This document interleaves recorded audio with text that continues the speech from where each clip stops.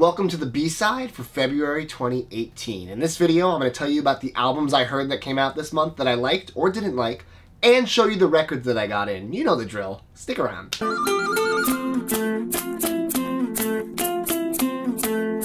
What's up, guys? I hope you spun a lot of good records this month. I hope you bought a lot of good records this month. I sure did. I'm going to show you that at the end of the video, but first we have to talk about the records I heard this month. Now, there were 4 that I was looking forward to. Of the 4, liked some, did not like some others. Let's start with the ones I did not like. Justin Timberlake, Man of the Woods.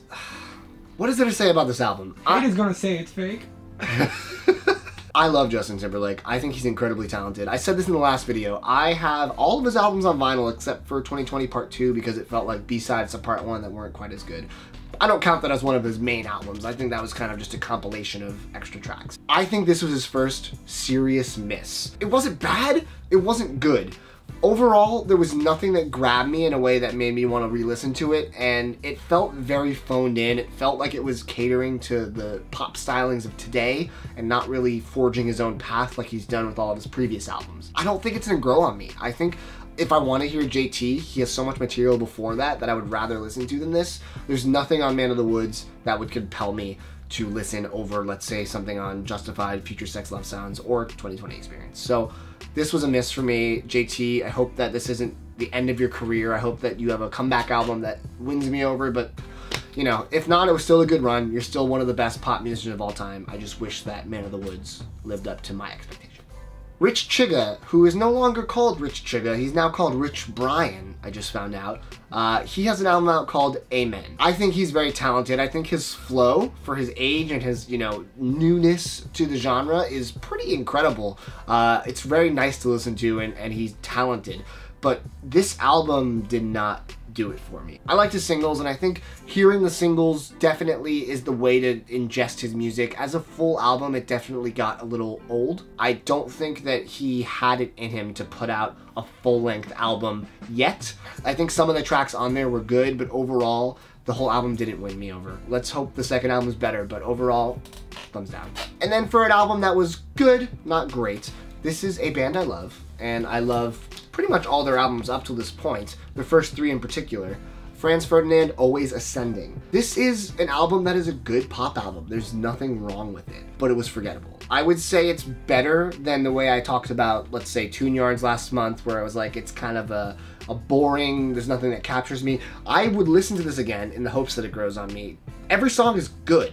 I enjoyed every song, but overall, it didn't have the punch and the catchiness of the first 3 albums. This feels a lot like their previous album, Right Thoughts, Right Words, Right Action, in the sense that it's good, but it's not great. I got the limited version. It's on this cool, kind of marbly blue vinyl, which is interesting color choice. It doesn't really match the cover or the art aesthetically at all. It came with a signed picture of all of them, which I thought was kind of cool. I might frame this because I am still a huge fan of the band. My buddy, Adam, who you've seen in a couple videos recently, he picked up at a local record store for me because it was in San Diego and I could not be there.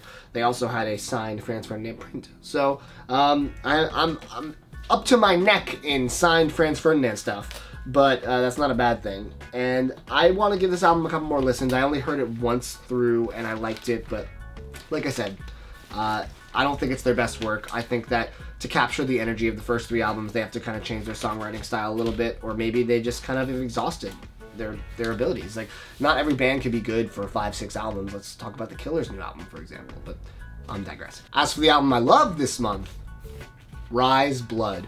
I'm seeing it getting mixed reviews online from various people. Some people are saying it's not as good as the first. Those people are wrong.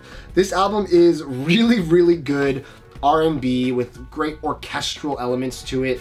The record color itself is beautiful. I got the limited version from the website. It's this really gorgeous, under light, it's so pretty. It's like this maroon, purpley, marbly swirl. And this is kind of how I feel in my heart when I listen to this album. Milosh is so talented, and this album is such a worthy follow-up to the first album. Blood is definitely one of the best albums I've heard this year. It takes the sounds of the first album and it adds more layers of sonic textures. It's definitely a little more complex. A little more aggressive at times too, but you still have Milosh's wonderful crooning voice behind all of it, which is what makes Rhye so damn good. Bit of music news before I show off the records I got this month. I heard something crazy the other day, and I haven't had time to look into it further, but I'm incredibly excited. Blackstar is putting out a new album produced by Madlib. If you guys don't know Blackstar was Talib Kweli and Mos Def, and they put out an amazing album that is legendary and is considered one of the best hip-hop albums of all time, and never produced another album again. That was years ago. Apparently they're coming back. I thought Mos Def was done making music. Apparently not. I don't know if he's gonna go by Yassine Bey or if he's gonna go by Mos Def on this album because, you know, it's Blackstar. But produced by Madlib, that means it's gonna be even better than the first album. I mean, I hope it is. You know, it was definitely a different era back when the first Blackstar album came out. But I'm really excited. This is one of the most exciting music announcements, I think, of the year. So, Blackstar Part 2, hope it's gonna be good. Let's talk about Vinyl Moon. I just got Volume 30 in, Reveries, and I love a good die cut. This jacket has this really cool, first of all their gatefolds are always so sturdy and thick, which I really appreciate, and the spines are always, you know, recognizable. Really cool die cut. You can see this weird face on the inside, and then you open it to discover that it's like a whole guy. There's a whole thing going on here, and he has this like chest cut out. Really great art. I'm a huge fan of, I guess the art was done by Michael George Haddad. Really great work. It's like 50s comic book style, almost like Lichtenstein with all the dots a little bit. The coolest part about this visually is actually the color of the record. It's like this really gorgeous tiger's eye. It has this this amber color translucent with black wisps and chunks. They've really been knocking it out of the park lately with Marrow Siren last month with the kind of seaweed ocean feel. This feels like this like tigery. I love this. This is one of the coolest variants I've seen in a while. And there's a newspaper insert inside which has a really nice art piece. And the music itself on this volume is again excellent. If I were to pick my favorite songs for you to listen to, if you want to go to their site and hear it before you were to buy it or something, I would say Moonweather Burn Me is wonderful. La Porre, Sad Girl, and Melis Love Song Idea. Really, this whole thing, I enjoyed the listen front to back. It's hard to say if a mixtape is going to be good because you don't know what's going to be on it, but Vinyl Moon has been way more hit than miss for me over my entire career with them, which has been since the start. So they've been kind enough to give me a coupon for you guys if you wanted to sign up. I'll leave that in the description. It's just too many records, and you'll get 10 bucks off signing up. So highly recommend checking them out. Guys, something amazing has happened. I get a lot of great comments from you guys via the comments on YouTube, Instagram, email, etc., and I love reading all the positive feedback from the channel, so thank you for that. One person, Oliver Jaime, has gone above and beyond a positive comment and given me some kind of reinforcement that I've never experienced in my life. He turned me into a collectible. Seriously, he turned me into a collectible. I am now a Funko Pop, and this is such a good custom. This looks just like me. It has my Pearl Jam hat. It has me holding Vitology, which is obviously one of my favorite records, Pearl Jam. And it has my stubble and my beard, pretty accurate, and like this is an outfit I would wear. It's crazy. I can't believe how kind he was to make this and send it to me. I love it, and especially with how accurate and well done it is. I'm so flattered, and this is one of the coolest things in my life that has ever happened, which is, you know, maybe crazy to say, but have someone make a figurine of you. Now I know what it's like to be in an action movie. He didn't just make this though. Oh no. He also made a Matt Berninger, which is the lead singer of The National. Everyone knows that's my favorite band. With his suit, his bottle of wine. Nailed the hair and the beard and the glasses. So good. And then he made a Jack White. Look how good that is with the yellow and black, the Third Man colors. And then, you know, the suit and his hair and his eyes with like the bags under his eyes. So perfect. Like, this guy is great at making customs. I definitely recommend following his Instagram to see all the other custom figures he does. I'm gonna link to that in the description, so make sure you check it out. Oliver Jaime, thank you so much. One of the coolest things, like I said, that anyone's done for me. So thank you for turning me into a collectible. As you know, I have a lot of collectibles. Now I can collect myself. I got my copy of Oblivion Hymns by Hammock in. Like I said, this has been long out of print, and they had a couple go up on their Bandcamp randomly. I snagged one. The gatefold on this is such a sturdy, beautiful, thick gatefold. And I love this art, this kind of like splattery, minimalist design. Their music is so special to me. Every time I hear one of their albums for the first time, it evokes so much emotion. They do post-rock, ambient, modern classical, orchestral. It's hard to describe them. It's just beautiful music, and every album of theirs is equally terrific, and this is no exception. I will say that this pressing, maybe I need to give it a wet clean. I haven't done that yet. It's a little noisier than I want. There's a little more surface noise than I'd want on an album like this, but the music itself is stellar, and this is one of the best ones to start with of theirs. So Hammock, you know, I can't recommend them enough. They are slowly becoming one of my favorite bands, and I hope to find the limited versions of all the records, because they have eluded me for the most part. But I will find them if it is my mission, because when I set out to find records, I find them. Big video game fan, big Final Fantasy fan. The Final Fantasy II Flexidisc from Japan. This is super cool. Like I said, I'm not sure the origin of this necessarily. Maybe it was like a magazine promo back in the 90s. I don't know. Yeah, it says something magazine on the back. But there's a handful of tracks from Final Fantasy II. This is Ferdinand, who is the protagonist. It's crazy to have Final Fantasy music on vinyl because it's so rare. You would think that because of how amazing the music is, they would have pressed everything to vinyl, but only some things are.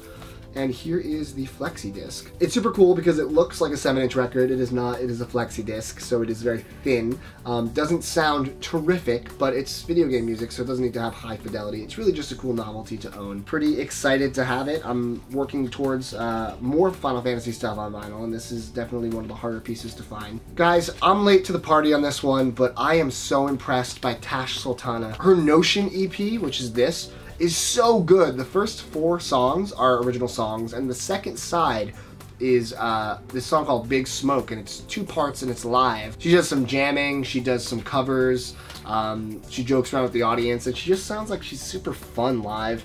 She's one of the most talented musicians I've heard in a very long time, from Australia. Her guitar work, her singing, it's unlike anything I've heard in a while. I picked up the green pressing, this really cool electric green. It doesn't come with a real jacket, it just comes in a PVC sleeve, which is why I threw it in a MoFi sleeve to protect it from the PVC residue. But this, yeah, I think it's still in stock, so you should buy it before it sells out. I'm late to the party. If you're not on the Tash Sultana train yet, jump on it now, because she's selling out shows in the US already, and this is about to be a huge musician that you want to say you knew about before she's world famous. So check it out. Big fan, super talented. Guys, Elusive Sound, one of my favorite labels over in Switzerland, have released another record that is a knockout. This is Blak. This slipcase is beautiful, as you can see. Really cool holographic slipcase. Number on the back. I think I have number 9 of 100, which is cool. But let's pull the actual record out. Blak. It's the same image without the gorgeous holographic element. Really nice gatefold. As always, all of their packaging is incredible. They put so much detail into every aspect of their releases, musically, visually, and this one is no exception on any of those counts. This variant, when put to light, is breathtaking. I put it on my Instagram the other day. It's just, I can't even begin to explain how pretty this is. It is like a splatter within translucent. This is just, they knocked it out of the park, and it's one of the prettiest records I own without even question. This album is so beautiful. It's my favorite release of theirs musically that they've done yet. It is cinematic post-rock with some heavier metal elements and some ambient elements with the meandering guitar and just very sparse instrumentation mixed. And it just, everyone in the band, you can hear the purpose and how dignified their playing is. There's not a single note that is misplaced, and every single sound that they make is intentional and beautiful, and it really paints a cinematic picture in your head when you listen to it. It takes you on a journey. This album, Between Darkness and Light, is definitely one of the best albums I've heard in a long time. For the genre, one of the top ones I've maybe heard ever. If you like post-rock, if you like post-rock that has a lot of elements from the darkness and the light, hence the title, if you like the heavier stuff and the prettier stuff, this is the album for you, and I implore you to check them out. And make sure you check out this label, because I know they're going to keep putting out really stellar releases like this, and they're very limited, so if you don't jump on them, you're going to miss them. And then finally, I've wanted this for years, KKB Kero Bonito has put out their first vinyl release with Bonito Generation. Bonito Generation is such a good pop album. It is J-pop inspired pop music with electronic background, with Sarah Bonito, the lead singer, singing in her beautiful British accent, as well as rapping in Japanese. Very unique, very fun. This sold out very fast on their website, and it's on really beautiful blue vinyl. And I love the label. It looks really cool in conjunction with the color of the record. This pressing is excellent. It sounds really crisp and good. Very quiet, no surface noise or anything like that. And yeah, single pocket jacket, simple packaging, but overall very happy to finally own this, and I hope that they continue to put out some of their older material on vinyl. If you don't know this band, they are only going up from here. They're continuing to blow up, so jump on the train before it's too late. Alright guys, that's the B-side. Let me know what you picked up this month. Let me know what you heard this month. I always love to read what you have to say. I also want to mention there's a podcast for Too Many Records. I want to start talking about that more because there's a lot of episodes and I love doing it. So make sure you check that out. There's a link in the description for that as well. A lot to catch up on if you didn't know about it. If you like this video, give it a like. Please subscribe to the channel, and more videos soon.